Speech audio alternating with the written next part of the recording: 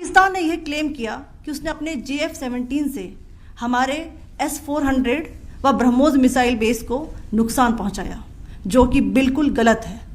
दूसरा, उसका यह भी मिस इन्फॉर्मेशन कैंपेन था कि हमारी एयरफील्ड्स जो कि सिरसा, जम्मू, पठानकोट, बठिंडा, नलिया और भुज में हैं, ये उसका मिस इन्फॉर्मेशन भी बहुत गलत है।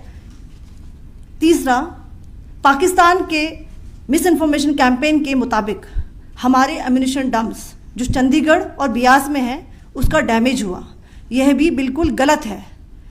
हमने आपको मॉर्निंग ब्रीफिंग में बताया था विथ फैक्ट्स एंड फिगर के साथ कि ये सारी चीज़ें बिल्कुल सही सलामत हैं। अब मैं आपको बताना चाहती हूँ कि पाकिस्तान के एक प्रेस कॉन्फ्रेंस में ये बात की गई थी कि उनके सीनियर मिलिट्री ऑफिसर्स जो कि पूरी तरह से ये भ्रामक हैं और तथ्यों से दूर हैं कि पाकिस्तान की ओर से ये झूठा आरोप भी लगाया जा रहा है कि भारतीय सेना ने मस्जिदों को नुकसान पहुंचाया।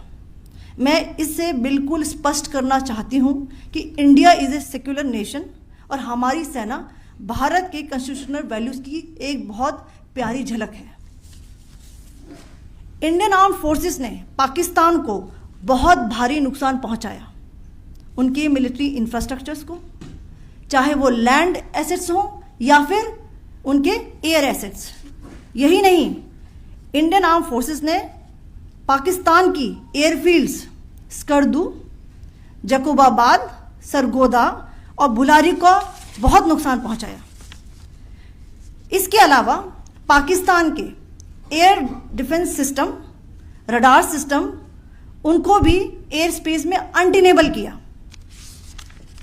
यह भी बताना चाहती हूं कि लाइन ऑफ कंट्रोल के पास पाकिस्तान के command and control logistic installations और उनके मिलिट्री इंफ्रास्ट्रक्चर्स, मिलिट्री पर्सनल्स का इतना भारी नुकसान हुआ कि पाकिस्तान की ऑफेंसिव व डिफेंसिव कैपेबिलिटी को नष्ट कर दिया गया।